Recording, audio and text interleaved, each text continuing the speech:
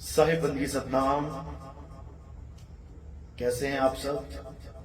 परमात्मा से अरदास करूंगा कि आप सब मेरे भाई पूरे आनंद में रहें, बहुत अच्छे से रहें और इस काल की नगरी से निकलने का असली तरीका, असली शब्द, असली नाम को प्राप्त करें और सदा सदा के लिए इस मायावी नगरी से, इस मन और माया की नगरी से सदा सदा के लिए प्रस्थान कर जाए। वापस नहीं आना यहाँ पे, क्योंकि अगर कोई वापस आ गया तो भाई फिर वही 84 का खेल शुरू हो जाएगा। इसलिए आज का सत्संग बहुत ध्यान से सुनना है, बिना पक्षपात के सुनना है। इस चीज को तुम भूल जाओ कि तुम किसके शिष्य हो, कौन से गुरुजी ने तुम्हें क्या ज्ञान समझाया है, भूल जाओ इसको और केवल सत्य को पकड़ो, सत्य को समझो कि आखिर सत्य है क्या। अगर आपने सत्य को समझ लिया, अगर आपने सत्य को पहचान लिया, तो याद रखना वही पंथ परमात्मा का पंथ है। तुम्हें ढूंढने की जरूरत नहीं पड़ेगी कि परमात्मा का पंथ कहां है। तुम बस सत्य असत्य का निर्णय करते चले जाओ। जिस दिन तुम अकट ज्ञान को प्राप्त हो गए, यानी तुम्हें ऐसा ज्ञान मिल गया जिसको कोई काट नहीं सकता, मेरे भाई वही परमात्मा का पंथ है। तो तुम्हारी दौड़ वहां तक पहुंच जाएगी जिसको पाने के लिए तुम जन्मों जन्मों से भटक रहे हो। समझ लो, बस एक ही नियम है इसका, एक ही कंडीशन है, पक्षपात नहीं करना। जो ज्ञान दे रहा है उसको अच्छे से सुनो, समझो कि वो सही बता रहा है कि गलत बता रहा है। गलत बता रहा है तो छोड़ दो, और सही बता रहा है तो पकड़ लो, तभी कल्याण होगा। साहिब कह रहे हैं सबका हुक्का लीजिए, साचा शब्द निहार, और पक्षपात मत कीजिए, कहें कबीर विचार। तो ये ज्ञान बिना पक्षपात के समझने वाला ज्ञान है। अगर तुमने पक्षपात किया तो तुम अपने साथ पक्षपात कर जाओ, अपनी आत्मा के कल्याण के साथ पक्षपात कर जाओ, फिर मुक्ति नहीं मिलेगी। इसलिए किसका कौन सा गुरु है, कितने साल से कौन किसका चेला है, कितने पंथों में नाम दीक्षा ले ली है, छोड़ो और केवल सत्य को समझो कि आखिर सत्य है क्या। और जब पता लग जाएगा कि सत्य क्या है, समझ जाना परमात्मा वहीं मिलेंगे, वहीं मिलेंगे तुम्हें, उसी पंथ में परमात्मा का दीदार होगा। अन्यथा ऐसे ही जन्म बर्बाद करके चले जाओगे मेरे भाई। इसलिए आज के सत्संग को बहुत गहराई से समझना है, इतनी गहराई से समझना है कि तुम्हें एक एक बात समझ में आनी चाहिए मेरी, कि मैं कह क्या रहा हूं, और वाणी के प्रमाण के साथ बोलूंगा। हवा हवाई फायर नहीं करता नितिन दास, तीर निशाने पे लगेगा। बस अच्छे से समझना, ये तुम्हारी रिस्पॉन्सिबिलिटी है। हम अपनी रिस्पॉन्सिबिलिटी अच्छे से निभाएंगे तो आज उस संत के बारे में बात करेंगे जिस संत का पूरा महल काल भगवान के नाम के ऊपर टिका हुआ है। ये जितनी भी गुरुवाई चल रही है, ये काल भगवान के डरावे की वजह से चल रही है। उस संत को कोई छोड़ने को तैयार नहीं है, इसी डर से कि काल खा जाएगा। कौन सा काल? जो गीता में अर्जुन को दिखाया गया काल का रूप, जो कबीर सागर में ब्रह्म के रूप में बताया गया, अलख निरंजन के रूप में समझाया गया, उसी काल का डरावा दे दे के इन लोगों ने अपनी दुकानें सेट कर रखी हैं।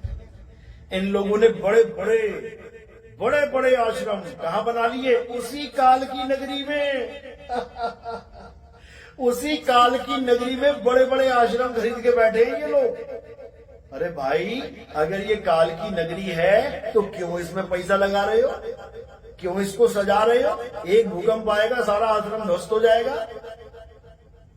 समझो बात को, अगर पाकिस्तान में हमारे कुछ लोगों को पाकिस्तान की फौज ने पकड़ लिया है, जेल में डाल दिया है, और हम हिंदुस्तानी वहां जाते हैं उनको छुड़वाने के लिए, तो भाई वहां मकान दुकान नहीं खरीदेंगे,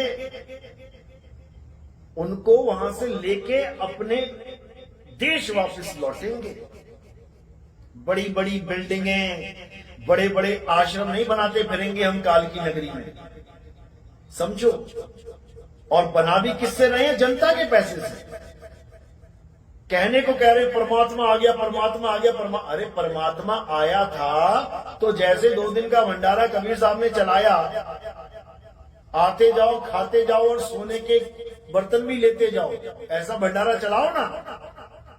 अरे जनता का पैसा जनता से लूट के तुम काल की नगरी में उसकी जमीनें खरीद रहे हो, शर्म आनी चाहिए।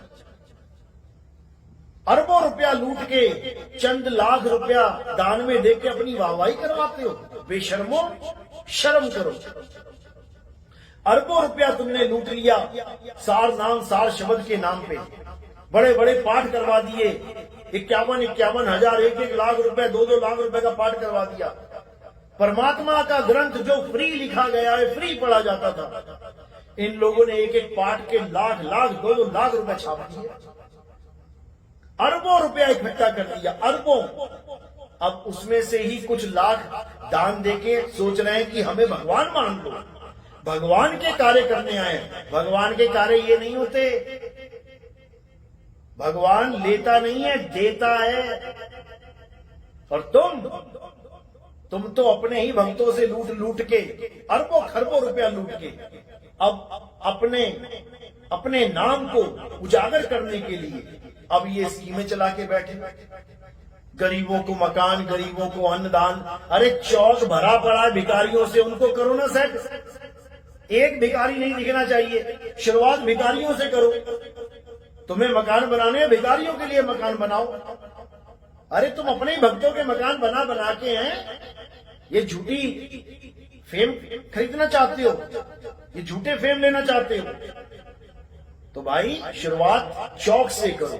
वो बच्चे बेचारे छोटे छोटे जिनको सच में खाने की जरूरत है, जिनको सच में रहने की कहीं जरूरत है अच्छे मकानों में, उनको दो ना, करो शुरुआत। लेकिन नहीं, इनको तो बस कैमरा चाहिए, कैमरा।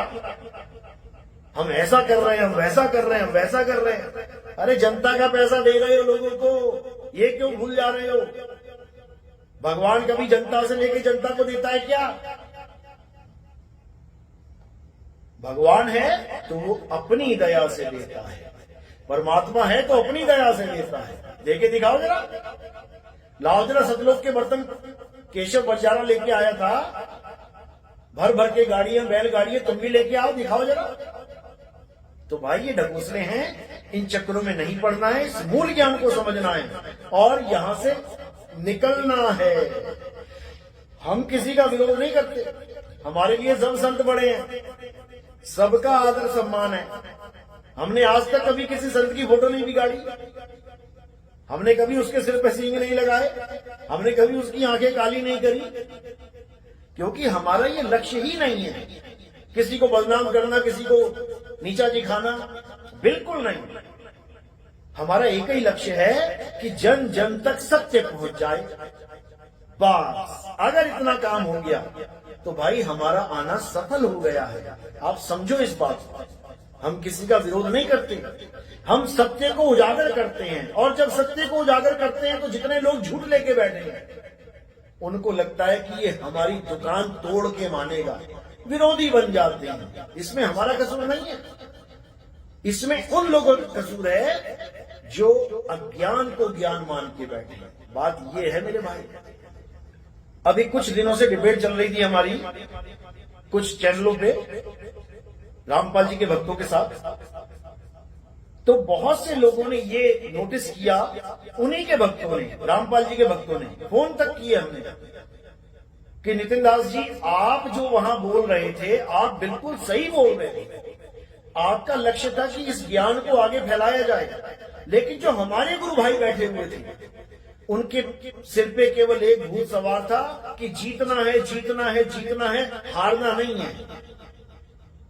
तो भाई अगर केवल जीतना ही तुम्हारा लक्ष्य है तो सर्वानंद में और तुम्हारे अंदर कोई फर्क नहीं है, एक ही हो। उसका भी लक्ष्य यही था, मैं जीत जाऊं जीत जाऊं जीत जाऊं। उसका लक्ष्य ये नहीं था कि मैं सत्य को प्राप्त करूं, मुक्त हो जाऊं। इसी प्रकार इन लोगों का भी यही लक्ष्य था कि कैसे भी नितिन दास को हरा दिया जाए। जबकि नितिन दास का लक्ष्य क्या था, कैसे भी सत्य सब तक पहुंचा दिया जाए, क्योंकि सत्य से मुक्ति होगी, ये जीत हार से मुक्ति नहीं होगी। अगर तुम अज्ञान लेके जीत भी गए मेरे भाई, तो तुम क्या पालोगे। और जीतने के लिए हथकंडे सारे अपनाए इन लोगों ने। मेरी आवाज भी कम कर दी, मुझे डिबेट में आने से भी बीच में रोक दिया। मैं चीखता रहा कि मुझे डालो, डिबेट में डालो। मेरी आवाज सुनकर भी अनसुनी कर दी इन लोगों ने। बहुत कुछ किया इन लोगों ने। जहां पर एक सवाल आता था और हम इसको अच्छे से निबेड़ा करके उसका रिजल्ट पूछते थे, तो रिजल्ट नहीं बताते थे, अगला सवाल रख देते थे। क्यों?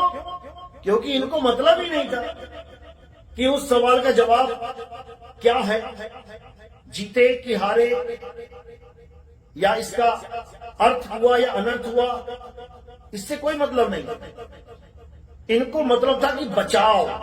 बस एक सवाल पे अगर हमारी हालत खराब हो गई, दूसरा सवाल रख दो, दूसरे पे हालत खराब हो गई, तीसरा सवाल रख दो। इसलिए इन्होंने 5-6 लोगों की गैंग बना रखी थी।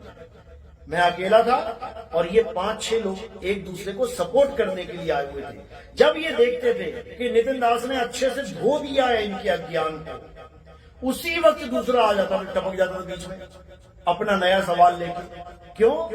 डाइवर्ट करना है, उस डिबेट को डाइवर्ट कर देना है, ताकि लोगों को ऐसा ना लगे कि इस सवाल पे नितिन दास ने अच्छे से ज्ञान को समझा दिया और इनका अज्ञान घोषित हो गया है।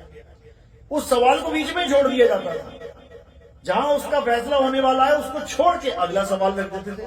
ये आप लोग डिबेट में देख सकते हैं, आपको अच्छे से समझ में आ जाएगा कि इनका लक्ष्य क्या था और मेरा लक्ष्य क्या था। मैं तो शुरू से ही बोल रहा हूं कि भैया हार जीत वाला हमारे पास काम ही नहीं है। हरिजन तो हारा भला जीतन दे संसार, समझो। लेकिन इनको केवल और केवल ये झूठी जीत चाहिए, इनको केवल झूठी मान बढ़ाई चाहिए। हम जीत गए, हम जीत गए। तो आज का सत्संग जो मैं बनाने जा रहा हूं, आज का सत्संग जो मैं करने जा रहा हूं, ये गीता के ज्ञान पे और काल भगवान के ज्ञान पे। आखिर काल है क्या? ये काल भगवान है कौन? ये काल काल के नाम पे दुनिया भर के कबीरपंथियों ने अपनी दुकानें सेट कर ली। आखिर काल है कौन? ये आज आपको अच्छे से समझा दिया जाएगा। और ये अक्षर पुरुष कौन है? रामपाल जी महाराज की आप सत्संग सुनोगे, उनकी किताबें ग्रंथ पढ़ोगे, एक जगह भी अक्षर पुरुष का चित्र नहीं बनाया गया। क्यों नहीं बना पाए? अरे एसी कार में बैठे बैठे स्वर्ग महास्वर्ग बना दिए, सतलोक अलग लोग बना दिया, मिनी सतलोक बना दिया, कागज पे बैठे बैठे सब कुछ देख लिया दिव्य दृष्टि से। अक्षर पुरुष क्यों दिखाई नहीं दिया इनको? अक्षर पुरुष की एक भी फोटो क्यों नहीं बना पाया आज तक ये अपनी किताबों में? आज उसका भेद समझाएंगे, आज उसका भेद आपको पता लगेगा, क्योंकि ये अक्षर पुरुष को कभी समझ ही नहीं पाए कि अक्षर पुरुष होता क्या है। तो आज काल का भेद, अक्षर पुरुष का भेद और दयाल का भेद, आज तीनों समझ में आएंगे आप। आज एक एक बात समझ में आएगी आप। तो देखते हैं, सबसे पहले गीता से प्रमाण लेते हैं कि क्या गीता में काल भगवान ने अर्जुन को अपना रूप दिखाया। 1 घंटा 40 मिनट की वीडियो बना डाली इन लोगों ने, ये साबित करने में कि काल भगवान को आज तक किसी ने नहीं देखा।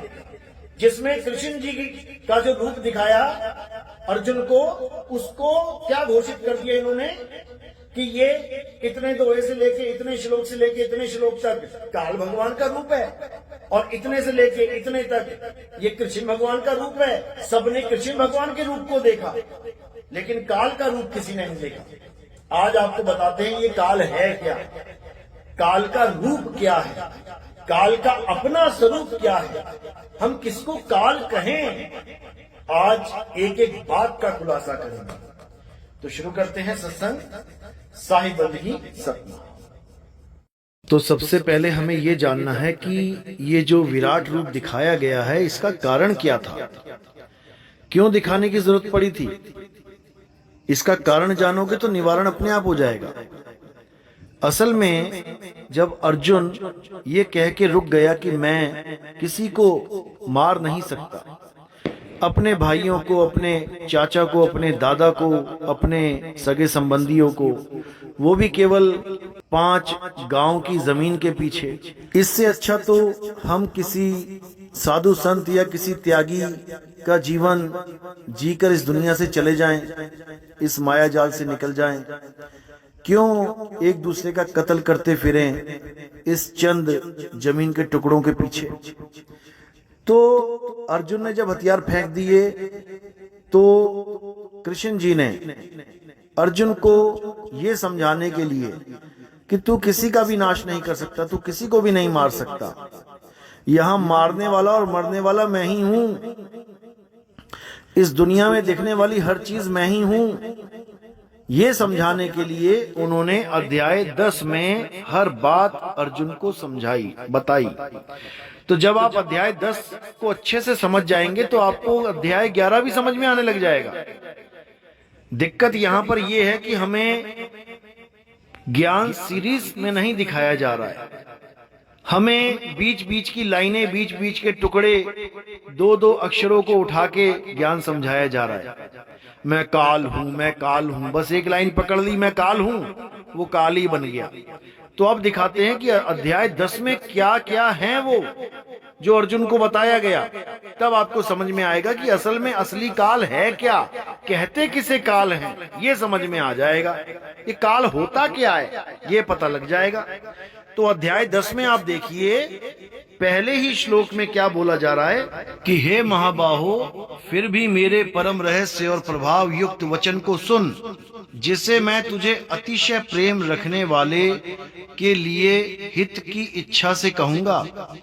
यानी तुझे मैं वो अपने परम रहस्य बताने जा रहा हूं जो बड़ी गहराई से सुन और समझ, ताकि तेरा ये मोह भंग हो सके और तू धर्म के लिए युद्ध कर सके।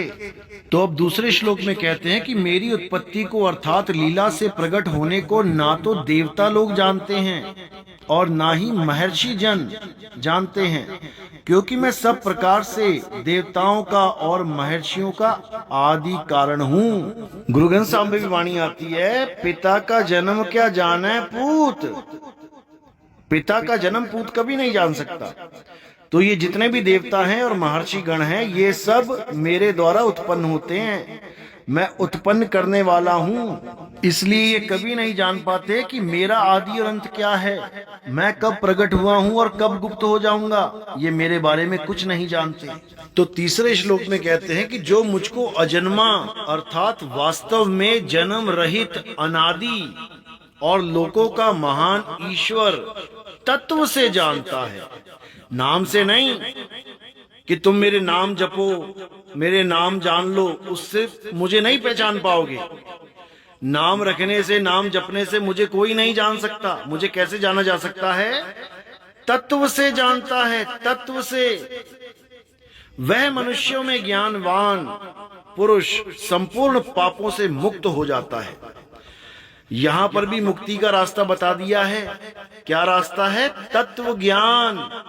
जब आपको तत्व ज्ञान हो जाएगा तो तुम मुक्त हो जाओगे, बिल्कुल क्लियर, बिल्कुल स्पष्ट। कोई मंत्र जंतर नहीं जपना है, कोई राम राम हल्ला हल्ला वाहिगुरु वाहिगुरु कृष्ण कृष्ण राधे राधे नहीं करना है, ओम कलियम हरियम शरियम सोम सत्यम नहीं करना है। क्या करना है? तत्व ज्ञान से मुझे जानना है, तत्व ज्ञान से। तो आगे कहते हैं, जो पुरुष मेरी इस परमेश्वर रूप विभूति को और योग शक्ति को तत्व से जानता है, यानी जो कुछ दृश्य मात्र संसार में है वह सब भगवान की माया है, यानी जो कुछ भी दिख रहा है वो माया है। कबीर साहब कहते हैं, जो दिखे सो माया संतो, जो दिखे सो माया। जो कुछ दिख रहा है वो भगवान की माया है। और एक वासुदेव भगवान ही सर्वत्र परिपूर्ण हैं, यानी वो आत्मा। यहां पर शरीर मत मान लेना वासुदेव को, यह आत्मा की बात चल रही है जो दिखती नहीं है, और शरीर दिखता है इसलिए वो माया है। तो वासुदेव भगवान ही सर्वत्र परिपूर्ण है, यानी वो आत्मा ही है जो हर जगह विराजमान है। यानी तुम कहीं भी चले जाओ तुम्हें आत्मा वहीं मिलेगी, बिना आत्मा के तुम कहीं जा ही नहीं सकते। तो आत्मा के ज्ञान को यहाँ वासुदेव बोला गया है। वासुदेव, जो देव सब में वास कर रहा है वो वासुदेव है। यह जानना ही तत्व से जानना है, यानी उस आत्मा को पहचान जाना ही तत्व से जानना है। मंत्रों से नहीं पहचाना जा सकता कोई भी। कबीर साहब कहते हैं, राम कबीरा एक हैं, कहन सुनन में दो, दो करके वो जानते जिन्हें सतगुरु मिलाना हो। यानी जिसे तत्वज्ञानी नहीं मिला वो कबीर और राम को, कृष्ण और करीम को अलग अलग करके ही मानेंगे। वो जीसस और मोहम्मद साहब को, वो मूसा और बुद्ध को अलग अलग ही मानेंगे। वो मीराबाई और रविदास जी को, दादू जी और पलटू जी को, भीखा और नाबा जी को अलग अलग ही मानेंगे, क्योंकि वो तत्वज्ञानी नहीं हैं। और जब वो तत्वज्ञान में आ जाएंगे तो राम कबीरा एक हैं। अच्छे से समझ जाओ इस बात को, ये तत्व ज्ञान है, मंत्र ज्ञान नहीं है। मंत्र सबके अलग अलग हो सकते हैं, नाम सबके अलग अलग हो सकते हैं, लेकिन जब तत्व में आओगे तो आत्म तत्व सब में एक सा विराजमान है। समझो बात को। तो कबीर साहब यहाँ तत्व ज्ञान देने के लिए आते हैं। गीता में अध्याय 4 34वें श्लोक में कहा गया है कि तत्वदर्शी संत के पास जाओ। कौन है वो तत्वदर्शी संत? ये तुम्हें तब समझ में आएगा जब तत्वदर्शी संत की परिभाषा जान जाओगे। मंत्र जपवाने वाला संत कभी तत्वदर्शी संत हो ही नहीं सकता। वो जपी है, जपी। तपस्या कराने वाला कभी तत्वदर्शी संत हो ही नहीं सकता। वो तपी है, तपी। और घर बार छोड़ के जंगल में भेज देने वाला संत कभी तत्वदर्शी संत हो ही नहीं सकता। वो सन्यासी है, सन्यासी। इसीलिए बोला गया ये जपी तपी सन्यासी से बच के रहना चाहिए, ये जीवन बर्बाद कर देंगे। कबीर सागर में यही समझाया कबीर साहब ने। एक ही हम तुम एक शरीरा, एक शब्द है मति के धीरा, दूसर भाव नहीं है आशा, सोई कबीर सोई धर्मदासा। एक है रूप एक है अनुहारी, एक ही पुरुष सकल विस्तारी। आदि नाम में भाग सुनाओ, नाम गहे जब मुक्ति पाओ। जो कोई आदि नाम को चीन्हा, तासो काल भयो बलहीना। आदि नाम क्या है? जब ये सृष्टि भी नहीं बनी थी, यानी ये माया नहीं बनी थी, तब जो था उसे आदि कहते हैं। आदि, और आत्मा ही आदि है। आत्मा ही अनंत है, आत्मा ही अजर अमर अविनाशी है। और उस आत्मा का ज्ञान केवल आत्मज्ञानी गुरुओं के द्वारा ही हो सकता है। ये ज्ञान जीव को दिया जाता है। इस ज्ञान को कौन प्राप्त करता है? जीव प्राप्त करता है। कौन सा ज्ञान प्राप्त करता है? आत्म ज्ञान प्राप्त करता है। इसी आत्मा में परमात्मा का वास है। इसीलिए बोला है आत्म में राम, राम में आत्म, चीनस गुरमुख विचारे। लेकिन अज्ञानी जीव इस बात को नहीं समझ सकते। वो काया में ही उलझे रहते हैं कि अभी कृष्ण जी का रूप है, अभी विष्णु जी का रूप दिखा दिया, ये काल का रूप है, ये फलाने का रूप है, ढिकाने का रूप है। अरे सारे रूप एक ही हैं। तत्व ज्ञान से देखोगे सारे रूप एक ही पुरुष के हैं, और वो पुरुष अलख निरंजन है। उसका अपना कोई चेहरा नहीं है, और सारे चेहरे ही उसी के हैं। अभी आपको समझ में आएगा, आगे आगे देखिए होता है क्या।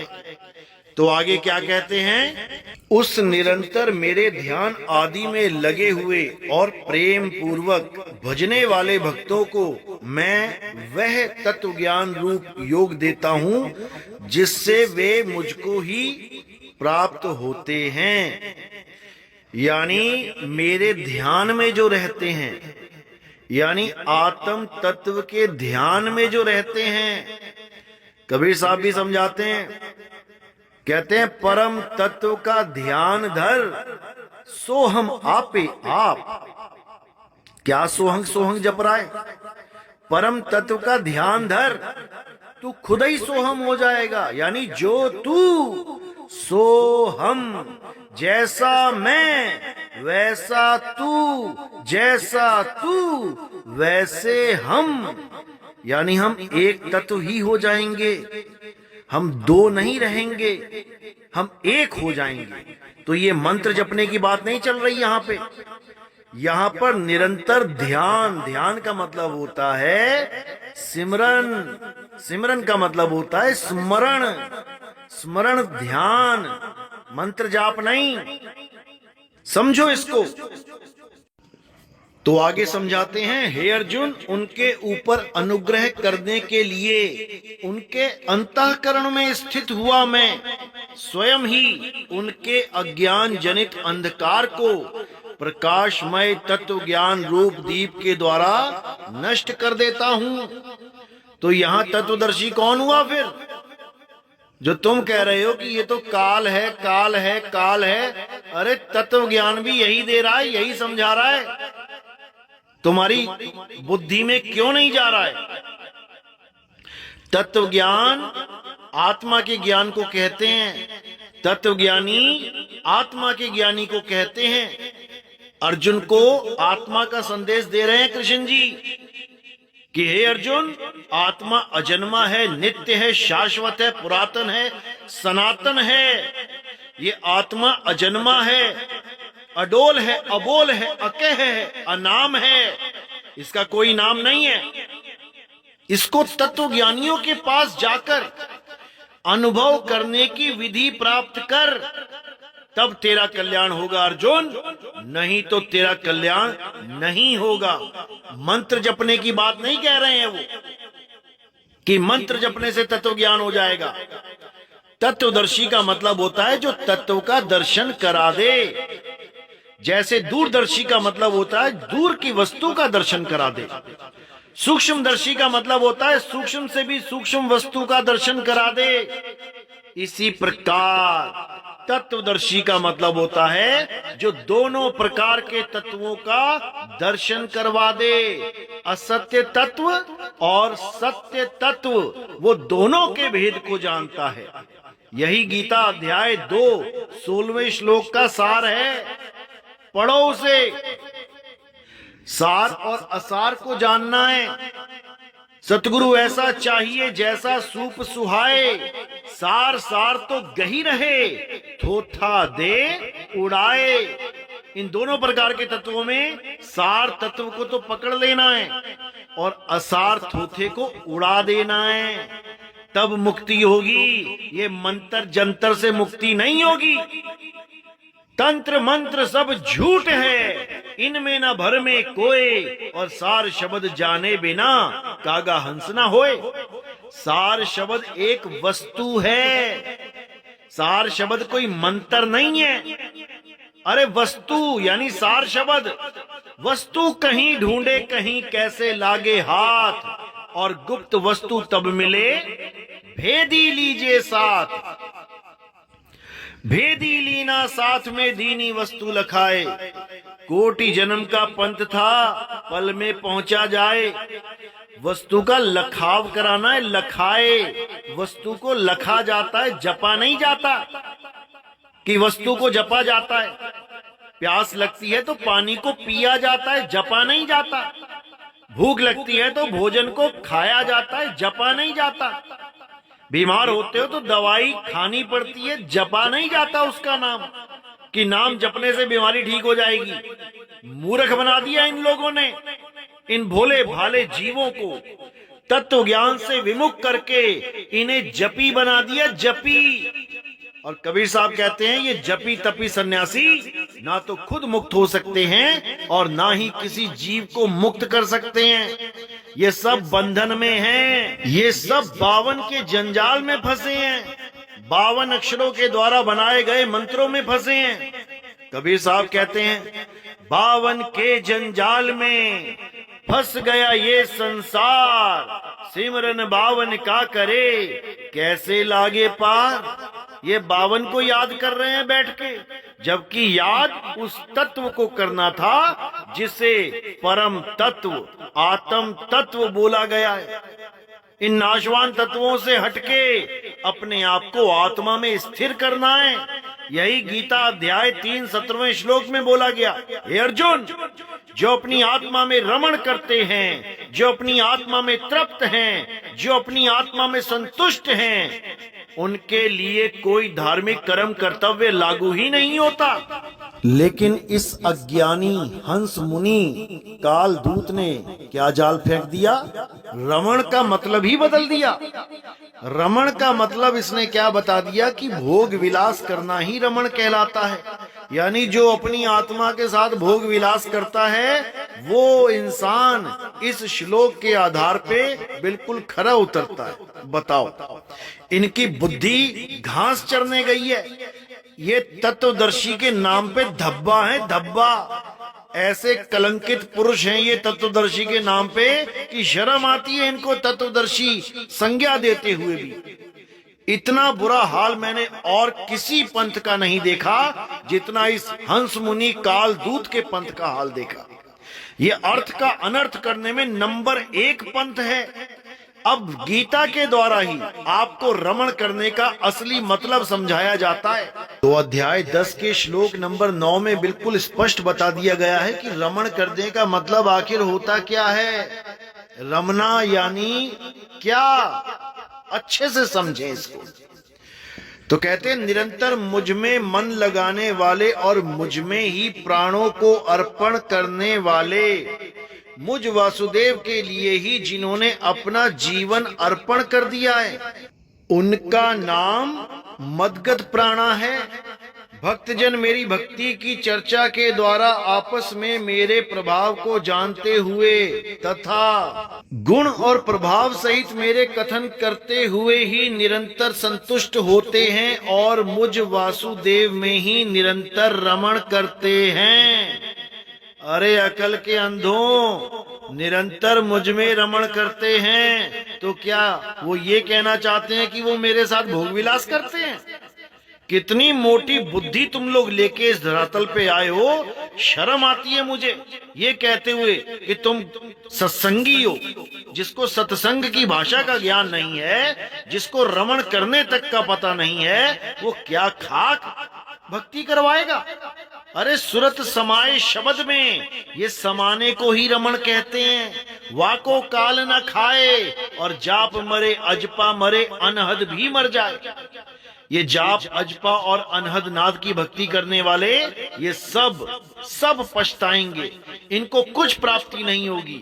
केवल और केवल सार शब्द में रमण करने वाले भगत ही इस काल जाल से बच पाएंगे, समझ जाओ।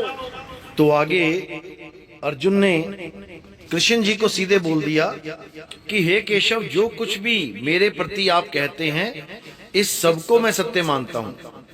यानी जो आप जो कुछ भी मुझे बता रहे हो बिल्कुल सच है। आपके लीलामय स्वरूप को ना तो दानव जानते हैं ना ही देवता जानते हैं। बिल्कुल मैंने यकीन कर लिया, बिल्कुल। अब आगे क्या कह रहे हैं? हे भूतों को उत्पन्न करने वाले, हे भूतों के ईश्वर, हे देवों के देव, हे जगत के स्वामी, हे पुरुषोत्तम, आप स्वयं ही अपने से अपने को जानते हैं। यानी आपका क्या तत्व है वो आप ही जानते हो। आपका असली तत्व स्वरूप क्या है वो आप ही पहचानते हो। हम आपको नहीं जान सकते, हम आपको नहीं पहचान सकते, क्योंकि हमें कोई तत्व ज्ञान नहीं है। हम केवल उस चीज को सत्य मान लेते हैं जो हमें सामने दिखाई दे रही है। जैसे कृष्ण जी ने कहा कि हे अर्जुन, जो लोग मुझे नर रूप में मानते हैं कि मैं एक नर हूं। अब देखो, कृष्ण जी ने वहां पे नर रूप बोला है, और इस रामपाल हंस मुनि ने क्या कर दिया, उस नर रूप को कृष्ण रूप बना के रख दिया। अरे भाई, नर का मतलब कृष्ण नहीं होता है, नर का मतलब होता है आदमी। और उन लोगों को अज्ञानी बोला कृष्ण जी ने जो मुझे आदमी मानते हैं। मैं आदमी नहीं हूं, मैं नर नहीं हूं। नर और नारी तो 5 तत्व का मिश्रण है। मैं 5 तत्वों का नहीं हूं, मैं अविनाशी हूं। इसीलिए बोला कि मैं अपनी माया के पीछे छुपा रहता हूं। यानी इस काया के पीछे आत्मा छुपी रहती है, उसको कोई नहीं देख पाता। लेकिन इन अज्ञानियों ने अर्थ का अनर्थ कर दिया, उसको नर रूप का बता दिया कि वो कृष्ण है। क्योंकि ये लोग आत्मा के विषय में कुछ जानते ही नहीं है। जितनी बार गीता में ये बोला जा रहा है कि मैं जन्म मरण से रहित हूं, जन्म मरण से रहित परमात्मा हूं, ये लोग समझ ही नहीं पा रहे हैं कि वो बात किसकी कर रहे हैं, वो किस तत्व की बात कर रहे हैं। भाई, ये इनके समझ में नहीं आ रही है। ये अजन्मा आत्म तत्व है। हे अर्जुन, आत्मा अजन्मा है, नित्य है, शाश्वत है, पुरातन है। ये आत्मा ही सत्य सनातन है। ये आत्मा ही अव्यक्त है, मन इंद्रियों से परे। यानी ये जितने भी अंग दिखाई दे रहे हैं तुम्हें, ये जितने भी शरीर दिखाई दे रहे हैं, ये जितनी भी इंद्रियां दिखाई दे रही हैं, मैं इंद्रियों से परे हूं, मैं काया माया से परे हूं। समझो, वो आत्म स्वरूप की महिमा गाई जा रही है वहां पे कि मुझे आत्मा करके कोई नहीं जानता, मुझे शरीर करके मानते हैं। कोई मुझे नर मानता है और कोई मुझे नारी। क्यों? क्योंकि मैं नारी रूप में भी कई बार लीला कर चुका हूं। राहु की गर्दन काटी नारी ने, भस्मासुर को मारा नारी ने, जबकि वो पुरुष है विष्णु रूप में। तो विष्णु पुरुष भी हैं, नारी भी हैं। लेकिन अज्ञानियों के लिए, ज्ञानियों के लिए ना मैं पुरुष हूं, ना मैं स्त्री हूं, और ना ही मैं नपुंसक हूं। मैं ना तो शरीर हूं, ना शरीरों के अंग हूं। मैं आत्मा हूं, चेतन हूं, पर ब्रह्म हूं। कौन समझाए इन लोगों को? ये तत्वज्ञानी नहीं, तत्वज्ञानियों के नाम पे कलंक है, कलंक। और इनका कलंक धोने के लिए निकलंक अवतार आ गया है। इन सबके कलंक धो दिए जाएंगे, चिंता मत करो।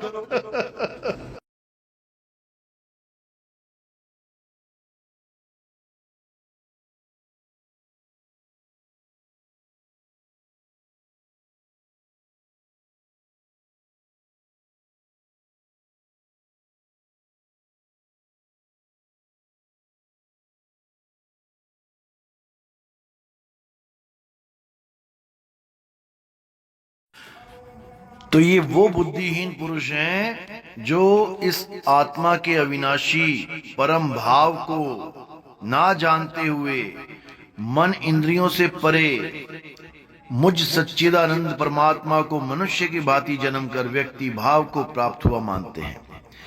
यानी क्या बोल रहे हैं कि जो मुझे आत्म रूप में नहीं जान पाता है, वही मुझे एक इंसान के रूप में मान के बैठ जाता है कि कृष्ण जी कौन है? नर हैं, आदमी हैं। राधा कौन है? औरत है। इसी में उलझ पुलझ के ये जीव दुर्गति को प्राप्त हो जाता है। लेकिन जब इसके जीवन में तत्वदर्शी संत आता है तो उसे बोध करवाता है कि भाई तुम शरीर नहीं आत्मा हो। तब वो समझ पाता है अपने अविनाशी स्वरूप को, तब उसकी मुक्ति होती है। अन्यथा ऐसे ही 84 लाख योनियों में जन्म जन्म दुख पाता है, कोई सहाय नहीं होता है। तो इसलिए अब उस आत्मज्ञानी गुरु की शरण में आओ जो तुम्हें आत्मा का भेद समझाए, जो तुम्हें पुरुष और स्त्री से परे तुम्हारे सत्य स्वरूप से तुम्हें अवगत करवाए। श्रीमद् देवी भागवत देवी महापुराण में भी यही समझाया गया है। लेकिन ये अज्ञानी कभी इस बात को समझ ही नहीं पाए। देखिए क्या लिखा है। तो देखिए यहाँ पर बिल्कुल स्पष्ट लिखा है कि संसार के अभाव में ना मैं स्त्री हूं, ना पुरुष और ना ही नपुंसक। यानी जब तक सृष्टि नहीं बनती है तब तक मैं ना स्त्री ना पुरुष, मैं कोई देह नहीं हूं, मैं कोई इंद्री नहीं हूं, मैं इंद्री मन से परे हूं, आत्म स्वरूप में स्थित हूं। लेकिन ये अज्ञानी जीव इस बात को नहीं समझ सकते, क्योंकि ये तत्वज्ञानी है ही नहीं, ये जपी तपी सन्यासी हैं। इन दोनों में बहुत बड़ा भेद होता है। अगली वीडियो में मैं इसके बारे में पूरा खोल के समझा दूंगा। आज जो हमारा लक्ष्य है वो इस काल भगवान, जो रामपाल जी महाराज जिसके नाम पे ये पूरा साम्राज्य खड़ा करके बैठे हैं, आज उस काल की पोल खोलना है कि आखिर काल है क्या और इन्होंने क्या समझा दिया। तो आगे देखिए, उसी अध्याय 10 में जब अर्जुन ने कहा कि आप ही मुझे बताएं कि आप क्या हैं, हम आपको नहीं जान सकते, तो देखिए उसी काल भगवान ने किस किस रूप को अपना रूप बताया। एक एक वाक्य को अच्छे से समझिए, उसमें सब कुछ दे रखा है। तत्व ज्ञान के आधार से हर बात उसमें छुपी हुई है, बस उसको उजागर करने वाला कोई गुरु चाहिए, फिर हर चीज समझ में आने लग जाएगी। काल भगवान केवल काल नहीं है कि कोई उसको केवल एक काल, एक शरीर मान के बैठ जाए। काल भगवान इस संसार में उत्पन्न हर एक वस्तु है, इस संसार में उत्पन्न हर एक शरीर है, इस संसार में उत्पन्न हर एक चेहरा है, लेकिन ये केवल तत्वज्ञानी ही समझ सकते हैं। देखिए कितनी अच्छी तरह अध्याय 10 में अपने सारे स्वरूपों का वर्णन कर रहे हैं। देखिए, हे अर्जुन, मैं सब भूतों के हृदय में स्थित सबका आत्मा हूँ तथा संपूर्ण भूतों का आदि, मध्य और अंत भी मैं ही हूँ। यानी इन पंचभूतों की बात चल रही है, ये भूत प्रेत मत समझ लेना। पंचभूतों के हृदय में स्थित सबका आत्मा हूँ, यानी जितनी भी काया यहाँ दिखाई दे रही हैं, मैं सबके हृदय में स्थित आत्मा हूँ और संपूर्ण लोगों का आदि, मध्य और अंत मैं ही हूँ। मैं अदिति के 12 पुत्रों में विष्णु और ज्योतियों में किरणों वाला सूर्य हूँ तथा मैं 49 वायु देवताओं का तेज और नक्षत्रों का अधिपति चंद्रमा हूँ। मैं वेदों में सामवेद हूँ, देवों में इंद्र हूँ, इंद्रियों में मन हूँ और भूत प्राणियों की चेतना अर्थात जीवन शक्ति हूँ। मैं 11 रुद्रों में शंकर हूँ और यक्ष तथा राक्षसों में धन का स्वामी कुबेर हूँ। मैं 8 वसुओं में अग्नि हूँ और शिखर वाले पर्वतों में सुमेर पर्वत हूँ। पुरोहितों में मुखिया बृहस्पति मुझको जान, हे पार्थ, मैं सेनापतियों में स्कंद और जलाशयों में समुद्र हूँ। मैं सब वृक्षों में पीपल का वृक्ष, देवर्षियों में नारद मुनि, गंधर्वों में चित्ररथ और सिद्धों में कपिल मुनि हूँ। घोड़ों में अमृत के साथ उत्पन्न होने वाला उच्चैश्रवा नामक घोड़ा, श्रेष्ठ हाथियों में ऐरावत नामक हाथी और मनुष्यों में राजा मुझको जान। मैं शस्त्रों में वज्र और गौओं में कामधेनु हूँ। शास्त्रोक्त रीति से संतान की उत्पत्ति का हेतु कामदेव हूँ और सर्पों में सर्पराज वासुकी हूँ। मैं नागों में शेषनाग और जलचरों का अधिपति वरुण देवता हूँ और पितरों में आर्यमा नामक पितर तथा शासन करने वालों में यमराज मैं हूँ। मैं दैत्यों में प्रहलाद और गणना करने वालों का समय हूँ तथा पशुओं में मृगराज सिंह और पक्षियों में गरुड़ हूँ। मैं पवित्र करने वालों में वायु और शस्त्रधारियों में श्री राम हूँ तथा मछलियों में मगर हूँ और नदियों में श्री भागीरथ गंगा जी हूँ। हे अर्जुन, सृष्टियों का आदि और अंत तथा मध्य भी मैं ही हूँ। मैं विद्याओं में अध्यात्म विद्या अर्थात ब्रह्म विद्या और परस्पर विवाद करने वालों का तत्व निर्णय करने के लिए किया जाने वाला वाद हूँ। मैं अक्षरों में आकार हूँ और समासों में द्वंद्व नामक समास हूँ। अक्षय काल अर्थात काल का भी महाकाल तथा सब और मुख वाला विराट स्वरूप, सबका धारण पोषण करने वाला भी मैं ही हूँ। मैं सबका नाश करने वाला, मृत्यु और उत्पन्न होने वालों का उत्पत्ति हेतु हूँ तथा स्त्रियों में कीर्ति, श्रीवाक, स्मृति, मेघा, धृति और क्षमा हूँ। तथा गायन करने योग्य श्रुतियों में मैं बृहत साम और छंदों में गायत्री छंद हूँ, तथा महीनों में मार्ग शीर्ष और ऋतुओं में मैं बसंत हूँ। मैं छल करने वालों में जुआ और प्रभावशाली पुरुषों का प्रभाव हूँ। मैं जीतने वालों का विजय हूँ, निश्चय करने वालों का निश्चय और सात्विक पुरुषों का सात्विक भाव हूँ। वृषणी वंशियों में मैं वासुदेव तेरा सखा, पांडवों में धनंजय अर्थात तू, मुनियों में वेद व्यास और कवियों में शुक्राचार्य कवि भी मैं ही हूं। अब यहाँ पे कितना क्लियर कर दिया उन्होंने कि वृषणी वंशियों में मैं वासुदेवी हूं और पांडवों में मैं अर्जुन भी हूं। बताओ। और ये नकली तत्वज्ञानी केवल शरीरों को पकड़ के बैठे हैं। ये कृष्ण जी का विराट रूप था, ये काल भगवान का विराट रूप था, ये फलाने का विराट रूप था, ये ढिकाने का विराट रूप था। अरे विराट रूप का मतलब ही होता है सब कुछ एक हो जाना। विश्व रूप भी बोला गया उसको, यानी पूरे विश्व का रूप मेरा ही रूप है। मैं केवल कृष्ण नहीं हूं, मैं केवल पांडवों में अर्जुन नहीं हूं, मैं केवल ये नहीं हूं, मैं केवल वो नहीं हूं, मैं सब कुछ हूं। सब कुछ जो 10वें अध्याय में जिनके नाम लिखे गए हैं कि मैं अदिति के 12 पुत्रों में विष्णु, ज्योतियों में किरणों वाला सूर्य, नक्षत्रों में चंद्रमा, वेदों में सामवेद, देवों में इंद्र, इंद्रियों में मन, ये जितना कुछ बोला गया है ये यही समझाने के लिए बोला गया है कि सब कुछ मैं ही हूं। और ये मत सोचना कि मैं देवताओं में केवल इंद्र हूं, बाकी देवता भी मैं ही हूं। ये मत सोचना कि पांडवों में केवल अर्जुन ही मैं हूं, बाकी 4 भी मैं ही हूं। ये मत समझना कि अक्षरों में ओमकार मैं हूं, बाकी अक्षर भी मैं ही हूं। ये केवल प्रधानता बताने वाले शब्दों का उल्लेख किया इसलिए क्योंकि मेरी माया अनंत है, अनंत। इसको कोई जान ही नहीं सकता, इसका पार कोई पा ही नहीं सकता।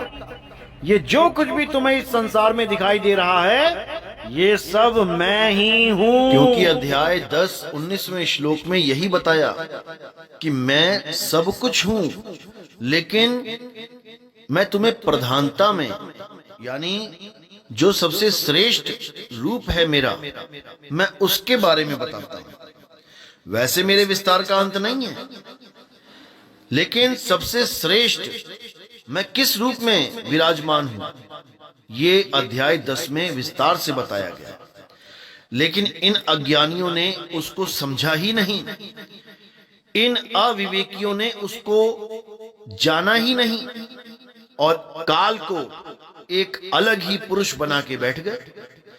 गरीबदास जी महाराज ने पूरे विस्तार से समझा रखा है कि आखिर ये काल है क्या। उन्होंने कहानी ज्ञान भी दिया और उन्होंने मूल ज्ञान भी समझाया। अज्ञानी जीव कहानी को पकड़ के बैठ गया, वो उस मूल भेद को जान ही नहीं पाया, वो समझ ही नहीं पाया कि संत उसको क्या बताना चाहते हैं। जैसे गीता में भी तत्व ज्ञान की कमी नहीं है, पूरा तत्व ज्ञान अच्छे से समझाया गया, लेकिन उसको केवल विवेकी हंस ही समझ पाए। कि जितने भी अज्ञानी थे वो उसको सुनकर भी ना समझ पाए, गीता को पढ़ के भी ना समझ पाए, तत्व ज्ञान को जान ही नहीं पाए।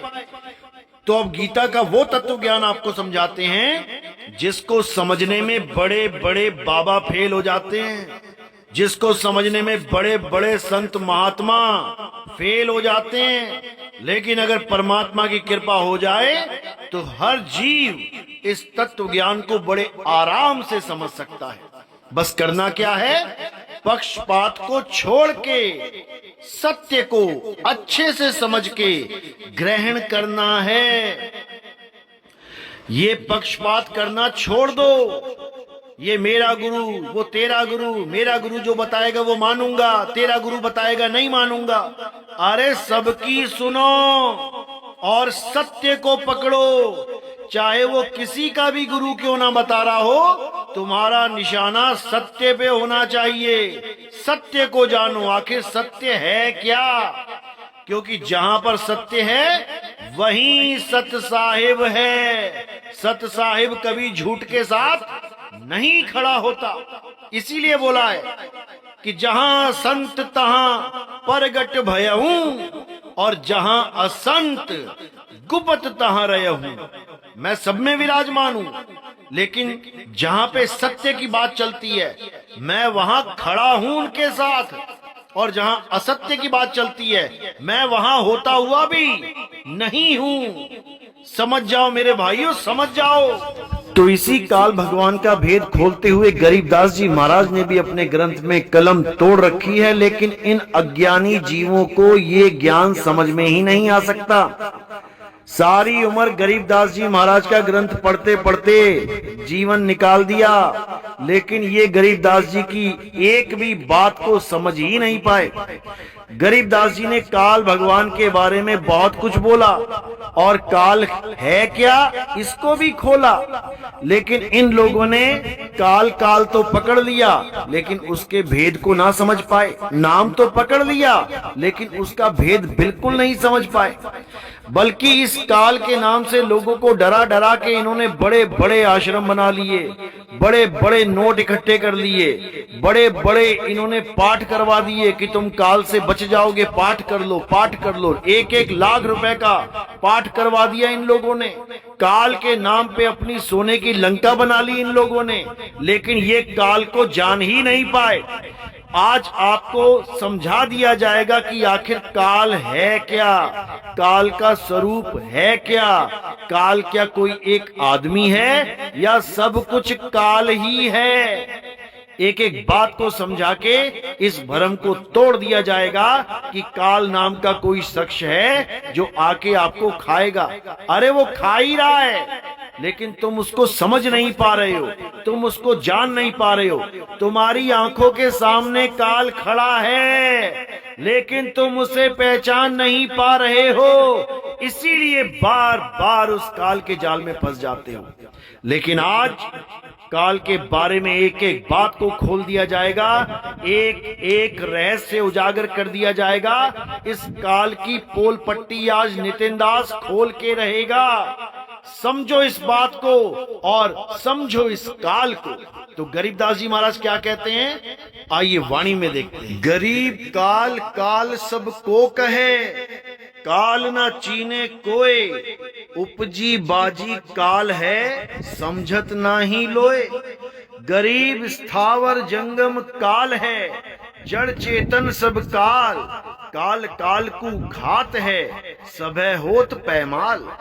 यानी गरीब क्या बोल रहे हैं कि ये काल काल तो सब कर रहे हैं। आज कबीर पंथी भी काल काल करके बात करते हैं कि काल खा जाएगा, काल खा जाएगा, भक्ति कर लो।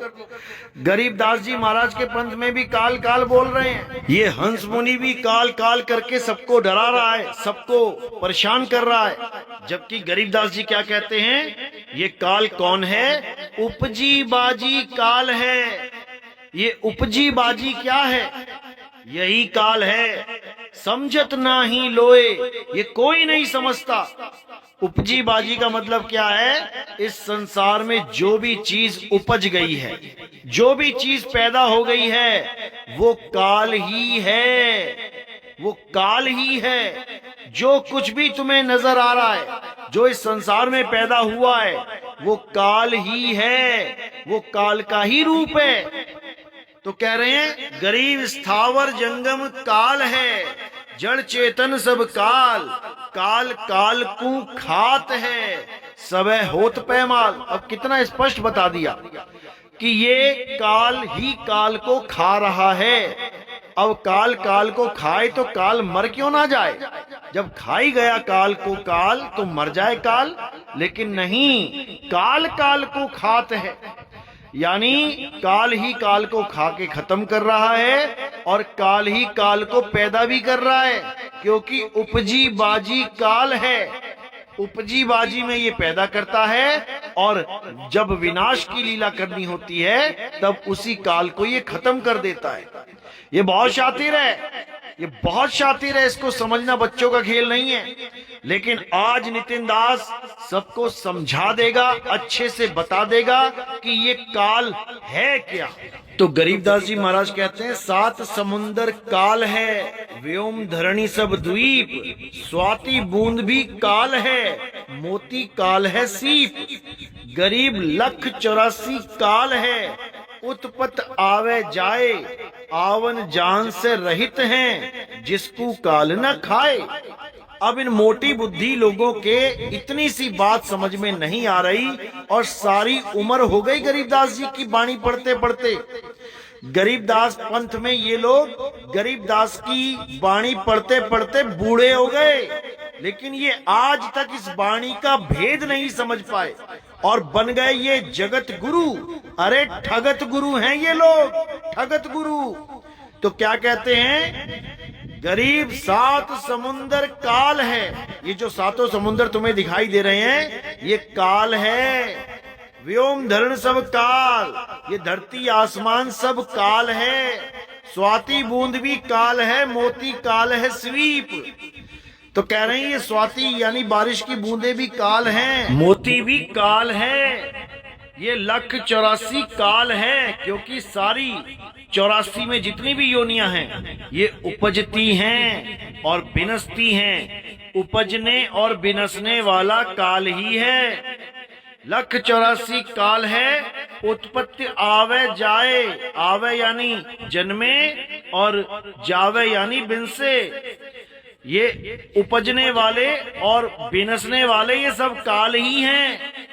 आवन जावन से रहित है, जिसको काल न खाए। बस ये आत्मा जो आने जाने से रहित है, इसको काल नहीं खा सकता। इसीलिए अगर जीव इस आत्मा का ज्ञान प्राप्त कर ले, आत्म ज्ञान प्राप्त कर ले, तो इसको काल नहीं खा सकता। ये अपने शब्द स्वरूप को जान ले तो इसको काल नहीं खा सकता। इसी को साहिब समझा रहे हैं कि हम हैं शब्द शब्द हम माही, हमसे भिन्न और कछु नाही। शब्द न बिन से देही, कहें कबीर हम शब्द सने ही। ये इनकी समझ में नहीं आएगा। ये काल के ही पुजारी हैं, काल को ही पूजेंगे। ये शरीरों के पुजारी हैं, शरीरों को ही पूजेंगे। इनको आत्मा का ज्ञान समझ में ही नहीं आ सकता। इसलिए मेरे भाइयों, गरीबदास जी महाराज ने जो समझाया है अच्छी तरह समझना है। तो आगे क्या कहती है वाणी? तो कहते हैं, गरीब कच्छ मच्छ कुरम्ब लग, धौल धरणी आकाश, 5 तत्व गुण 3 लग, सबे काल का बास।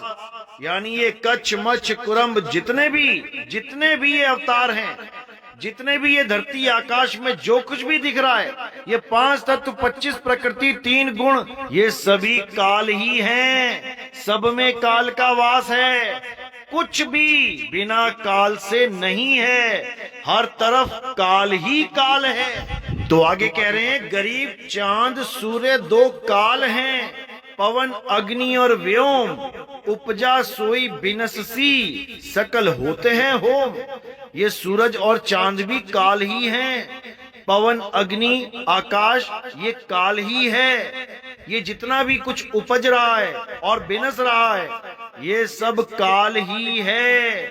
तारायण सब काल हैं, सकल तेज बिनसंत, पिंड ब्रह्मांड सब ढैत हैं, खाए काल हसंत। ये सब काल ही हैं और इन सबको खाने वाला भी काल ही है।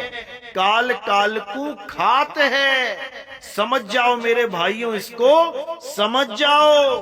तो आगे कहते हैं, घर की कामिनी काल है, सकल कुटुंब परिवार, बेटा बेटी काल हैं, फिरे काल की डार, गरीब छाजन भोजन काल है, काल काल के पास, काल काल भक्षण करे, काले काल ग्रास।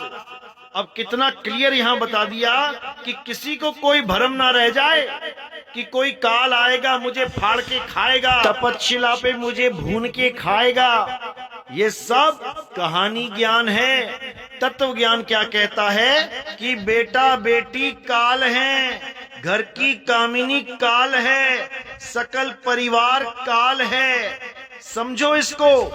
यानी हर शरीर जो भी उपजता है और बिनसता है ये काल ही है। इसीलिए कबीर साहब ने बोला, देव निरंजन सकल शरीरा, तामे भ्रम भ्रम रहल कबीरा। यानी संसार में जितने भी शरीर हैं ये सब काल ही हैं। किसी भी शरीर से मोह नहीं लगाना है, किसी भी शरीर का ध्यान नहीं धरना है, किसी भी शरीर की आस नहीं लगानी है, चाहे वो गुरु का शरीर हो चाहे किसी भगवान का। किसी भी शरीर से मोह नहीं रहना चाहिए, क्योंकि ये काल है, ये काल है मेरे भाई, काल है। तो कहते हैं गरीब ससुरे साले काल हैं, साड़ू समधी साख, गोत नात सब काल है, सब ही के मुख राख। यानी ये जितने भी ससुरे और साले हैं ये सब काल ही हैं, ये साड़ू समधी ये सब काल ही हैं, ये गोत ये नात ये सब काल ही हैं, और इन सब के मुख में राख ही पड़ेगी। यानी ये सब एक दिन इन सब का अंत हो जाएगा। तो जो पैदा होगा और मरेगा वो काल ही है, और जो कभी पैदा नहीं होता और कभी मरता नहीं वो आत्मा है, वो आत्म तत्व है। तत्व ज्ञानी उसी का भेद समझाते हैं, इस काल को छुड़ाते हैं और तत्व का भेद लखाते हैं। तो कहते हैं कौम 36 काल हैं, कहीं राजा कहीं रीत, शट दर्शन सब काल हैं, भद्रा भेष अतीत। यानी ये जितना भी तामझाम दिख रहा है तुम्हें, ये 36 कौमें, ये राजा प्रजा, ये रीति रिवाज, ये 6 दर्शन, ये सब काल ही हैं। ये सारे भेष जितने बाबा घूम रहे हैं भेष बना बना के, ये सब काल ही हैं, ये सब काल हैं। और इन कालों से परे कौन है? वो आत्म तत्व है, आत्मा है, वो अकाल है। उसी को अकाल पुरुष बोला जाता है। उसको जान लेना ही सच्ची भक्ति कहलाता है, सत भक्ति कहलाता है। उसी को जान लेने से मुक्ति होती है, काल की पूजा करने से कभी मुक्ति नहीं होती। तो आगे कहते हैं तन मन काया काल है, काल कर्म का मेल, काल काल को खात है, उत्पत परलय खेल। गरीब सुर असुरन सब काल हैं, गण गंधर्व सब देव, सहस 88 काल हैं, करे कौन की सेव। ये तन मन काया ये सब काल है। जो ये भ्रम फैला दिया गया है कि परमात्मा सह शरीर है, परमात्मा शरीर है, मनुष्य जैसा है, देखने में साकार है, अरे ये काल ही है। इस हंस मुनि ने सबको काल के साथ जोड़ दिया। इस हंस मुनि ने इस काया को परमात्मा घोषित कर दिया। ये हंस मुनि बहुत शातिर है। इस हंस मुनि के जाल में बड़े बड़े बुद्धिजीवी फंसे पड़े हैं। इस हंस मुनि के जाल को केवल वही काट सकता है जिस पर परमात्मा की अपार कृपा हो जाए, जिसकी विवेक शक्ति इतनी बढ़ जाए, जो काल को पहचान जाए, और जो काल को पहचान जाएगा वही काल से बचेगा। बचना चाहो काल जाल से, चीनो शब्द हमारा, और कहें कबीर अमर कर राखूं जो निज होए हमारा। जो काया को त्याग के और शब्द को धारण कर लेता है केवल वही बचेगा। शब्द यानी परमपिता परमात्मा का सत्य स्वरूप। अरे शब्द स्वरूपी ज्ञानमय दया सिंधु मत धीर, मदन सकल घट पूर्ण है, करता सत्य कबीर। मदन साहिब समझा रहे हैं कि परमात्मा का स्वरूप शब्द स्वरूप है, देह स्वरूप नहीं है। गरीबदास जी भी यही कहते हैं, गरीब पुरुष कबीर ने देह धरा नहीं कोई, शब्द स्वरूपी रूप है, घट घट बोले सोए। वो परमात्मा घट घट में विराजमान है, वो शब्द घट घट में गूंज रहा है, लेकिन उस शब्द का भेद किसी को नहीं पता, उस धुन का भेद किसी को नहीं पता, तो उस धुन में कोई ध्यान लगा ही नहीं पाता, उस धुन को कोई सुन ही नहीं पाता। वो धुन और कुछ नहीं, वो शब्द झनकार है। गरीबदास जी कहते हैं, कोई है रे परले पार का, जो भेद कहे झनकार का। उस शब्द झनकार का भेद बताने वाला कोई बिरला ही होता है। उसी शब्द झनकार के लिए बाबा जय गुरुदेव ने 1980 में ये अपने मंच पे खुले में बोल दिया था कि मेरी संगत में कोई भी गुरु बनने की कोशिश मत करना, ये पंथ में आगे कोई गुरु नहीं होगा। और बिल्कुल साफ बोल दिया कि आज तो तुम जय गुरुदेव के नाम से, इन 5 नामों से पार हो रहे हो, लेकिन भविष्य में जो महात्मा आएंगे उनको ऊपर से जो आवाज आएगी फिर वो उसे ही बताएंगे। यानी नाम दीक्षा में उसी आवाज की बात करेंगे, उसी धुन से सबको जोड़ेंगे। उसके बाद कोई भी जय गुरुदेव नाम से पार नहीं होगा, इन 5 नामों से पार नहीं होगा। 1980 में ही बाबा जय गुरुदेव ने अपने पंथ का खात्मा अपने ही मुख से कर दिया था कि हमारा पंथ केवल तब तक काम करेगा जब तक वो आने वाला महात्मा उस अखंड नाद का भेद नहीं बताने लगेगा। जैसे ही वो अखंड नाद का भेद बताना शुरू करेंगे, उसके बाद हमारा कोई भी शिष्य इन 5 नामों से पार नहीं होगा, नहीं होगा। हालांकि 5 नामों से पहले भी पार नहीं होते थे, लेकिन अगर बाबा जय गुरुदेव उस समय ये बोल देते कि इन 5 नामों से तुम पार नहीं होगे, तो सारी संगत तितर बितर हो जाती, सब किसी और गुरु की शरण में चले जाते, वो बाबा जय गुरुदेव के पास नहीं टिकते, तो उनको आज ये बाबा जय गुरुदेव की भविष्यवाणी पे भरोसा भी ना होता। इसलिए बाबा जय गुरुदेव ने संगत को इकट्ठा रखा और आने वाले महात्मा के बारे में भरपूर ज्ञान दिया।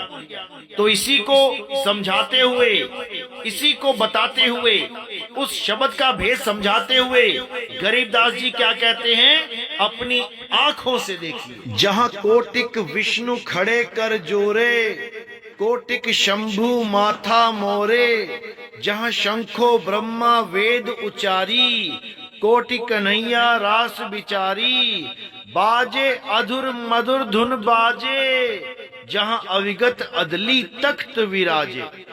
कहते हैं करोड़ों विष्णु, करोड़ों ब्रह्मा जी, करोड़ों शंकर जी जहाँ पर हाथ जोड़ के खड़े हो जाते हैं, वो ऐसी आनंदमय धुन है, वो ऐसी मधुर धुन है जिसको सुन के सब जीवों का कल्याण हो जाता है।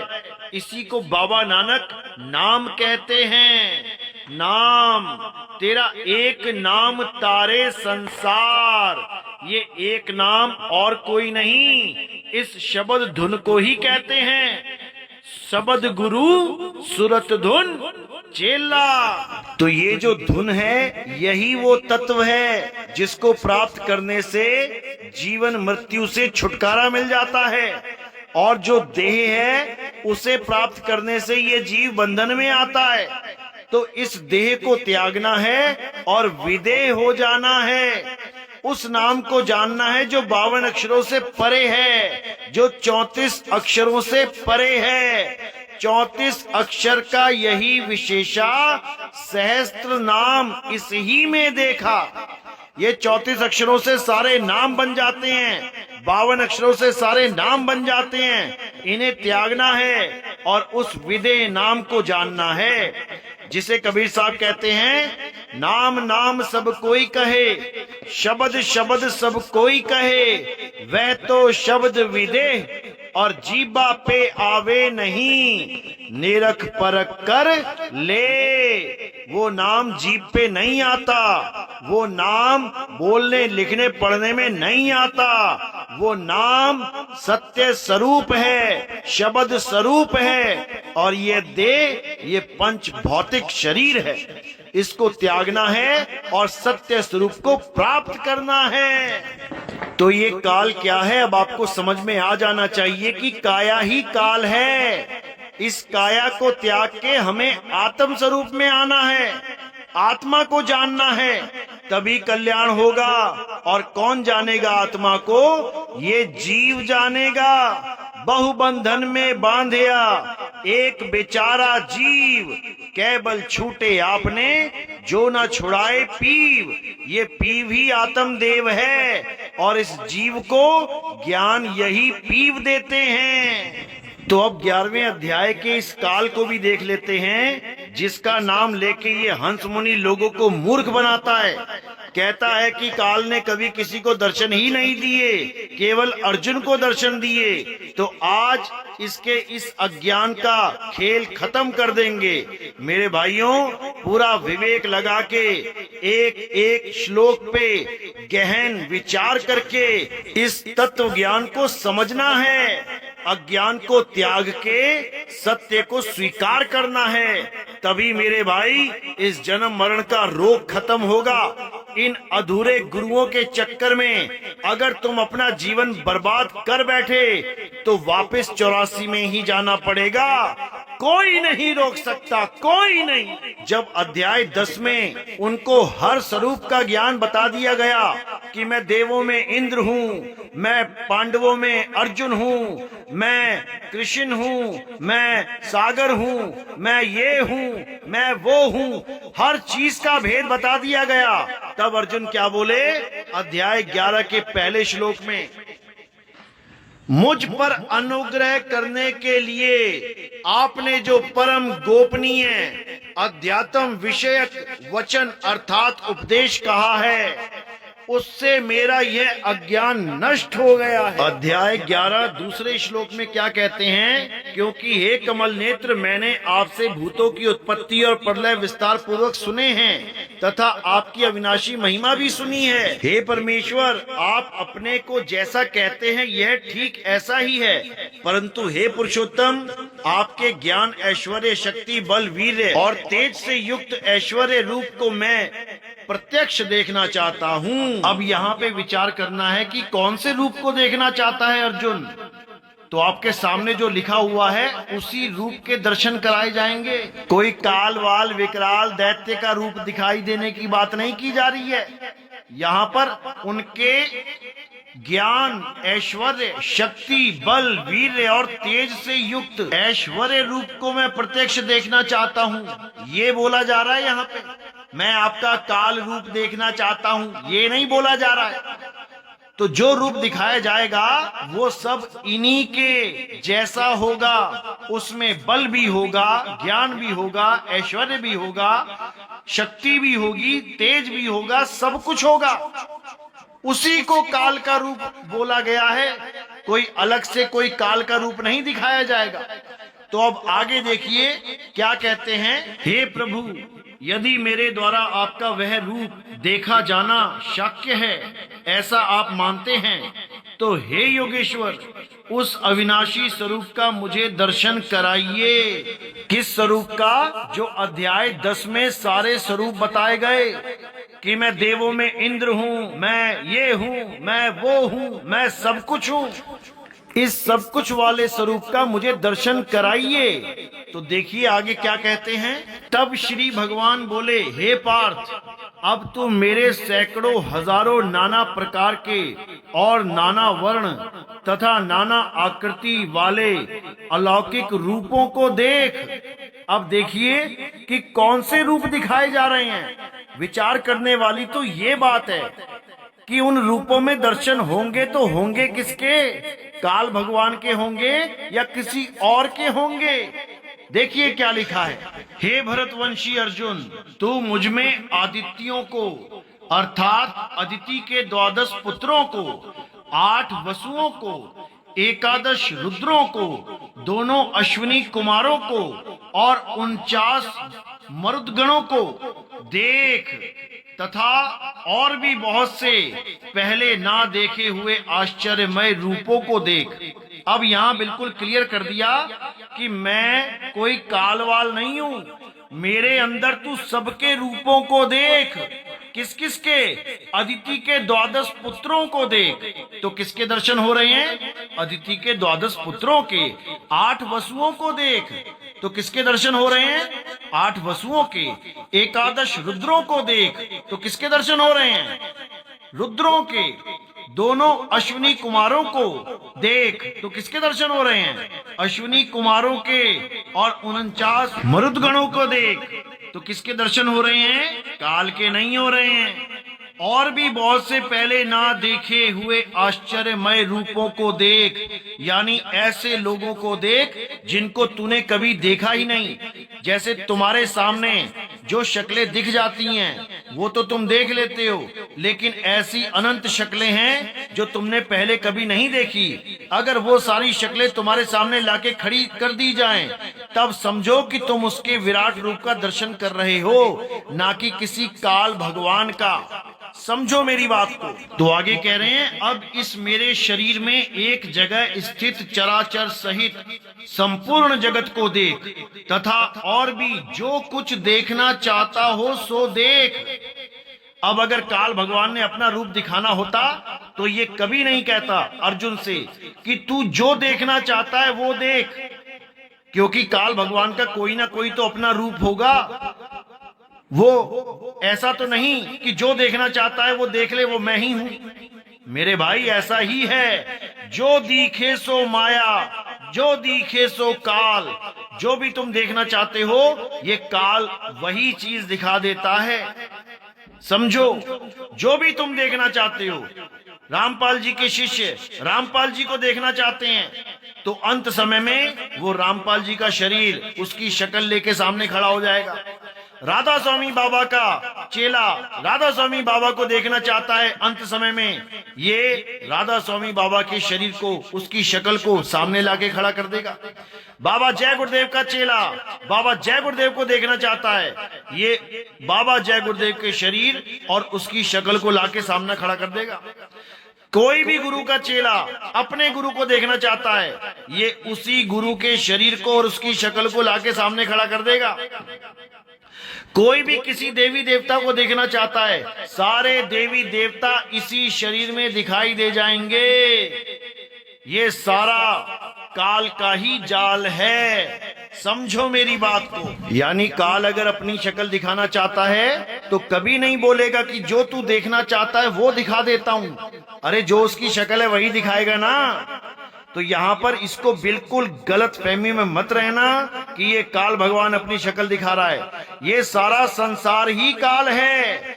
गरीबदास जी महाराज कहते हैं, गरीब 924 काल हैं, 3300 तक शीस, त्रिलोकी में काल है, तन मन भंजन शीस। यानी ये 9 अवतार 24 अवतार ये सब काल हैं, ये 3300 ये सब काल हैं। त्रिलोकी में काल ही काल है, तन और मन ये सब काल ही है। गरीब तीनों देवा काल हैं, ब्रह्मा विष्णु महेश, भूले चूके समझियो सब काहू उपदेश। कहते हैं तीनों देवा काल हैं, क्योंकि तीनों देवों के भी दर्शन अर्जुन को उसी रूप में हुए। इन 924 के दर्शन अर्जुन को उसी रूप में हुए। ये त्रिलोकी के दर्शन अर्जुन को उसी रूप में हुए। ये सारे रूप काल ही हैं। तो आगे कह रहे हैं, गरीब जंत्र मंत्र सब काल हैं, काल दीठ और मूठ, काया काल कुसंग है, नगर हाथ है हूठ।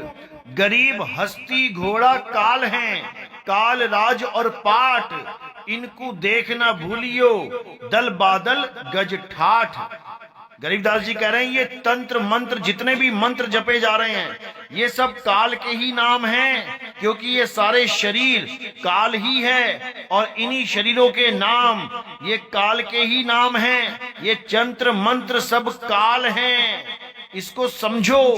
अगर राम जी के शरीर को पूज रहे हो तो राम मंत्र जपोगे, कृष्ण जी के शरीर को पूज रहे हो कृष्ण कृष्ण जपोगे, राधा जी के शरीर में आस्था हो गई है राधा राधा जपोगे, और कबीर के नाम से प्रेम हो गया है, कबीर के शरीर से आस्था जुड़ गई है तो सत कबीर जपोगे। ये सारे शरीर और उनके नाम ये सब काल ही हैं। इसीलिए कबीर साहब ने साफ बोल दिया, मेरा नाम कबीर नहीं है, मेरा नाम अकहुआ है, अकहुआ, जिसे कोई कह ही नहीं सकता। देखिए कबीर शब्दावली में बिल्कुल स्पष्ट लिखा गया है, जाकर नाम अकहुआ भाई, ताकर कहा रमैनी गाई, कहे को तात्पर्य है ऐसा, जस पंथी वो हित चढ़ी वैसा, है कुछ रहन गहन की बाता, बैठा रहे चला पुनि जाता, रहे वदन नहीं स्वांग सुभाऊ, मन स्थिर नहीं बीले काऊ, तन रहते मन जात है, मन रहते तन जाए, तन मन एक होए रहे, हंस कबीर कहाए। तो यहाँ साफ बोल दिया कि भाई मेरा नाम अकहुआ है, अकहुआ, जिसे कोई कह ही नहीं सकता। ये तो मैंने हर युग में अलग अलग नाम धारण किए, क्योंकि जिस दुनिया में मैं जा रहा हूँ वहां पर हर इंसान एक नाम लेके बैठा है, इसलिए मुझसे भी मेरा नाम पूछा जाएगा। तो मैंने सतयुग में सत सुकृत, त्रेता में मुनिंद्र, द्वापर में करुणामय और कलयुग में कबीर नाम धारण किया, लेकिन मेरा नाम ये नाम नहीं है, मेरा नाम 52 अक्षर से बना नाम नहीं है, मेरा नाम अनाम है, अनामी है, मेरा कोई नाम नहीं है। तो जब गीता में एक ही शरीर में सब कुछ देखने की बात चली तो कृष्ण जी ने क्या कहा, आइए देखते हैं। तो जब अर्जुन जिद कर बैठा कि मुझे जो आपने महिमा गाई है वो दिखाओ, तब कृष्ण जी क्या बोले कि तू मुझको इन अपने प्राकृतिक नैनों द्वारा देखने में निसंदेह समर्थ नहीं है, इसी से मैं तुझे दिव्य अर्थात अलौकिक चक्षु देता हूँ, इससे तू मेरी ईश्वरीय योग शक्ति को देख। किसको देख? मेरी योग शक्ति को, ना कि मेरे चेहरे को देख, मेरी शक्ल को देख, मेरी योग शक्ति को देख। सारा जगत मेरी योग शक्ति ही है। ये सूरज चांद सितारे धरती आकाश पाताल, ये सारे इंसान जानवर, ये सब मेरी योग शक्ति ही है। समझो इस बात को। तो संजय बोले, हे राजन, महायोगेश्वर और सब पापों के नाश करने वाले भगवान ने इस प्रकार कहकर उसके पश्चात अर्जुन को परम ऐश्वर्य युक्त दिव्य स्वरूप दिखलाया। तो अर्जुन को क्या दिखाई दिया, आइए देखते हैं। अनेक मुख और नेत्रों से युक्त, अनेक अद्भुत दर्शनों वाले, बहुत से दिव्य भूषणों से युक्त और बहुत से दिव्य शस्त्रों को धारण किए और दिव्य गंध का सारे शरीर में लेप किए हुए, सब प्रकार के आश्चर्यों से युक्त, सीमा रहित और सब और मुख किए हुए विराट स्वरूप परम देव परमेश्वर को अर्जुन ने देखा। तो क्या देखा? ये सब देखा जो लिखा हुआ है, ना कि कोई काल देखा। अब आगे देखो क्या कहते हैं। आकाश में 1000 सूर्यों के एक साथ उदय होने से उत्पन्न जो प्रकाश हो, वह भी उस विश्व रूप परमात्मा के प्रकाश के सदृश कदाचित ही हो। यानी इतना प्रकाश आ गया वहां पे कि हजारों सूर्य का प्रकाश एक साथ हो जाए, वो भी फीका पड़ जाए। पांडुपुत्र अर्जुन ने उस समय अनेक प्रकार से विभक्त अर्थात पृथक पृथक संपूर्ण जगत को, काल को नहीं, जगत को, इस संसार को देखा। काल भगवान की शक्ल नहीं, पूरे संसार को देखा। तो कहते संपूर्ण जगत को देवों के देव श्री कृष्ण भगवान के उस शरीर में एक जगह स्थित देखा। यानी जो उसके सामने खड़ा था उसमें पूरे संसार को देख लिया। तो 14वें श्लोक में क्या बताया गया, उसके अनंतर आश्चर्य से चकित और पुलकित शरीर अर्जुन प्रकाशमय विश्व रूप परमात्मा को, काल परमात्मा को नहीं, कोई आदमी के रूप का परमात्मा नहीं, विश्व रूप, यानी पूरा विश्व ही दिखाई दे रहा था अर्जुन को। ये नदियां, ये नाले, ये पेड़, ये पौधे, ये पर्वत, ये हवा, सब कुछ जो भी इस संसार में है, उस विश्व रूप के अर्जुन दर्शन कर रहा है, काल भगवान के नहीं। तो कहते हैं विश्व रूप परमात्मा को श्रद्धा भक्ति सहित सिर से प्रणाम करके हाथ जोड़कर बोले। तो आगे कहते हैं, हे देव, मैं आपके शरीर में संपूर्ण देवों को, सारे देवताओं को, केवल काल भगवान को नहीं, सारे देवताओं को तथा अनेक भूतों के समुदायों को, किसके दर्शन कर रहा है अर्जुन? भूतों के, काल भगवान के नहीं। कमल के आसन पर विराजित ब्रह्मा को, महादेव को और संपूर्ण ऋषियों को तथा दिव्य सर्पों को देखता हूँ। सांपों के दर्शन कर रहा है, ऋषियों के दर्शन कर रहा है, ब्रह्मा विष्णु महेश जी के दर्शन कर रहा है, काल भगवान के नहीं, जो तुमने उसको केवल काल बना के पेश कर दिया दुनिया के सामने। तुम्हें पता ही नहीं है काल होता क्या है। नितिन दास बताएगा काल किसे कहते हैं। ये देव निरंजन सकल शरीरा, ये सारे शरीर काल ही हैं। जितने भी शरीर अर्जुन देख रहा है वो सब काल ही हैं।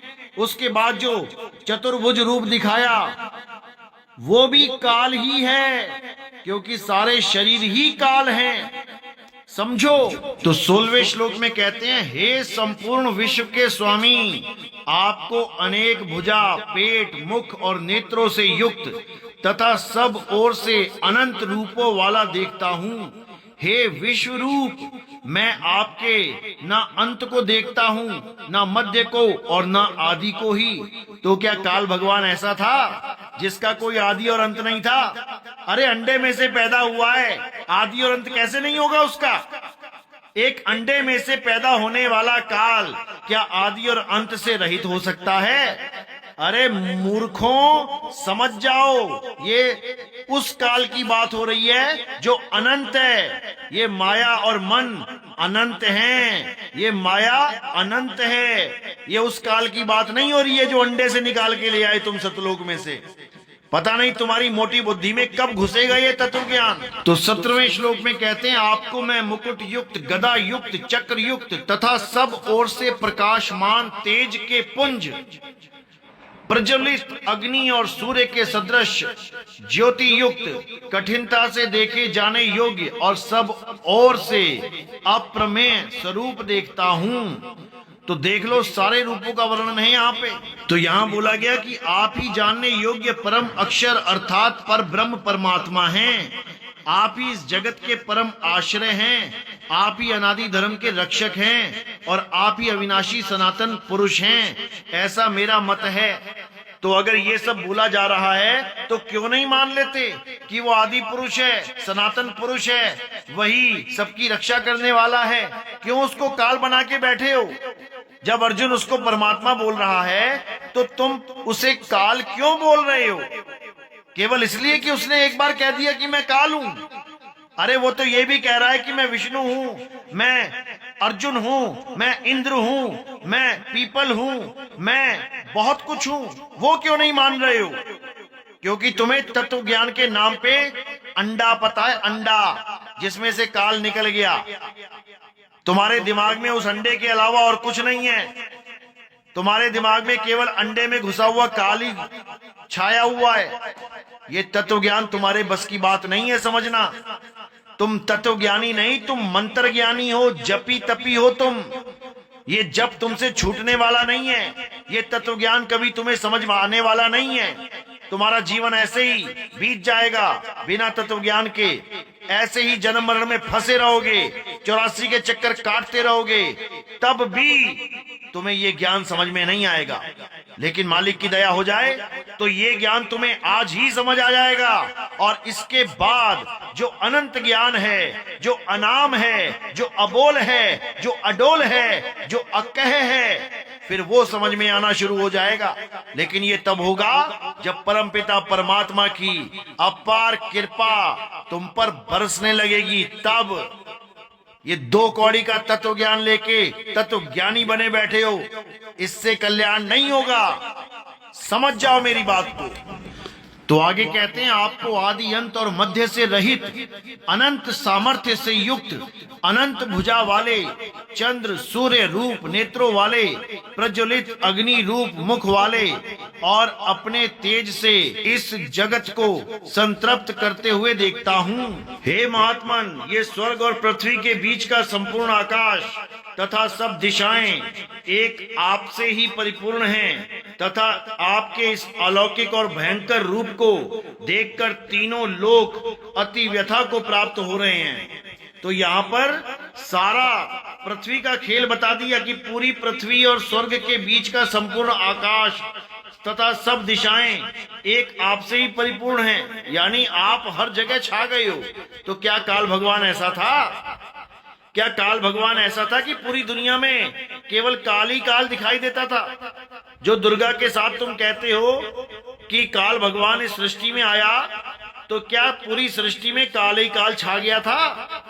क्या ऐसी सृष्टि बनाई थी? क्यों तुम्हारी बुद्धि में नहीं जाता? क्या हर दिशा में काल ही काल दिखाई देता था दुर्गा को?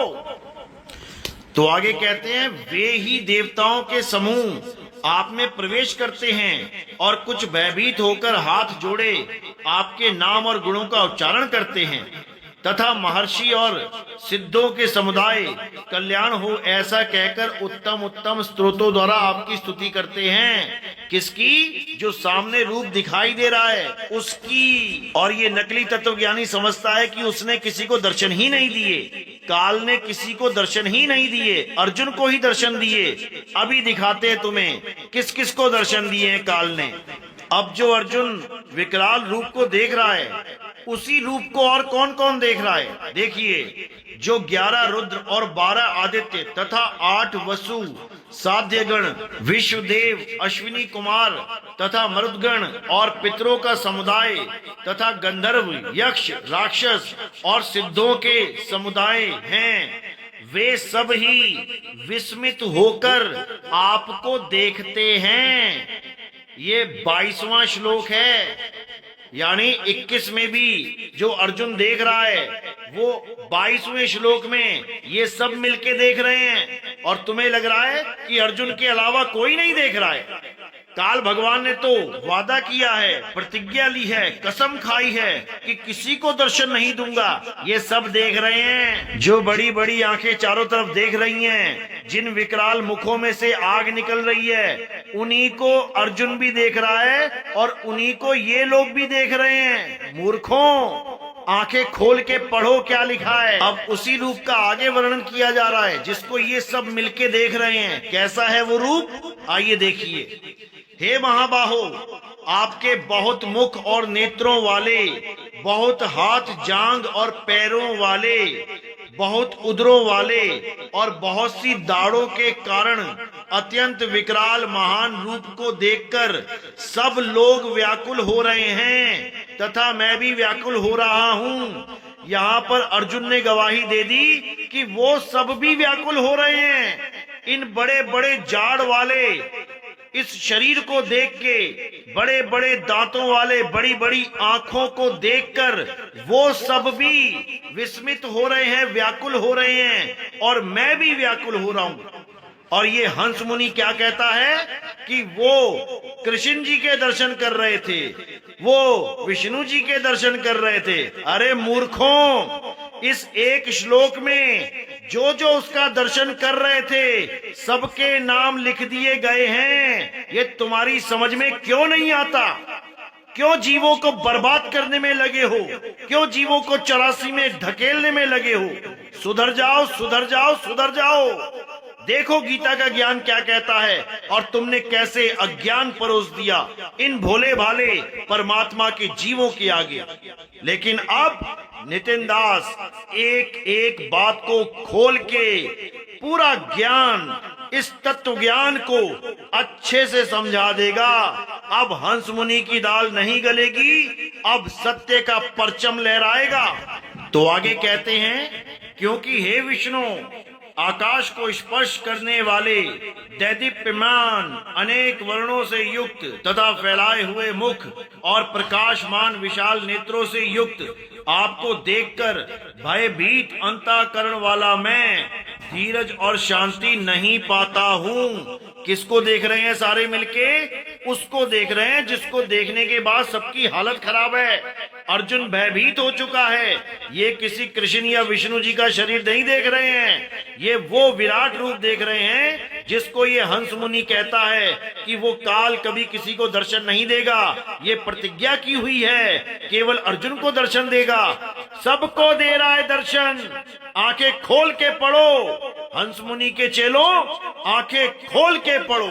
तो श्लोक 25 में कहते हैं, दाढ़ों के कारण विकराल और प्रलय काल की अग्नि के समान प्रज्वलित आपके मुखों को देखकर मैं दिशाओं को नहीं जानता हूं। मैं भूल गया कौन सी दिशा कहां पे है और सुख भी नहीं पाता हूं। इसलिए हे देवेश, हे जगन निवास, आप प्रसन्न हो। तो सब किसको देख रहे हैं?